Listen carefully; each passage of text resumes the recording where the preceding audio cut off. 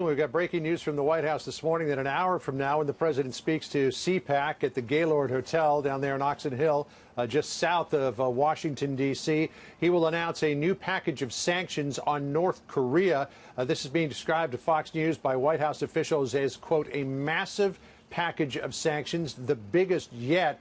And then that will be followed, the president's speech by the Treasury Secretary will be in the briefing room and add a greater level of detail and granularity to this new package of sanctions that will be against the Pyongyang regime. The president will be talking tough about North Korea this morning. Yesterday, it was his deputy, the vice president, who was talking tough at CPAC, explaining why at the opening ceremonies 2 weeks ago at the Olympics, he did not applaud the North Korean delegation. Listen here. For all those in the media who think I should have stood and cheered with the North Koreans, I say, the United States of America doesn't stand with murderous dictatorships. We stand up to murderous dictatorships. And, of course, we'll be carrying the president's speech live this morning so you can see the news that he makes on North Korea. The president's speech this morning is also going to focus on the Douglas High School shooting, gun safety, and what can be done to avoid such things in the future. The president voicing support for improved background checks. You heard just a moment ago raising the minimum age to buy a rifle to 21 from 18. That would match rifle sales with the age needed to buy a handgun, and also arming trained individuals at schools to act as a first line of defense if a shooter gets in. The president insisting schools are soft targets that need to be hardened. Listen here.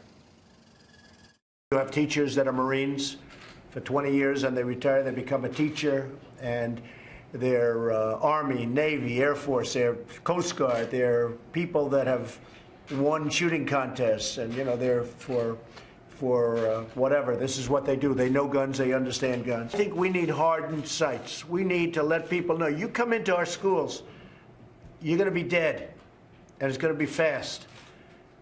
And unless you do that, you're going to always have this problem.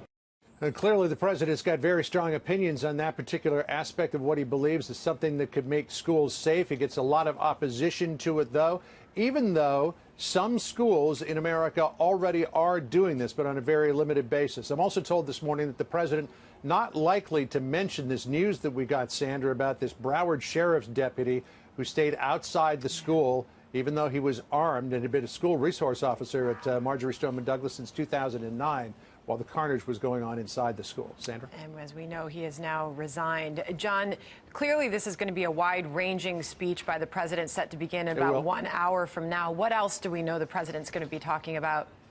He's going to spend a lot of time talking about immigration, in particular the threat from the notorious MS-13 gang. This is something that the president was talking about yesterday as well, lamenting the fact that California has got these sanctuary cities. At the same time, there is a huge gang problem coming across the border. So the president yesterday issuing a threat to pull ICE agents out of California. Listen here.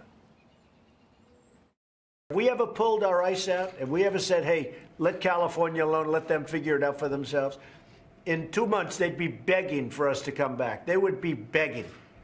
And you know what? I'm thinking about doing it.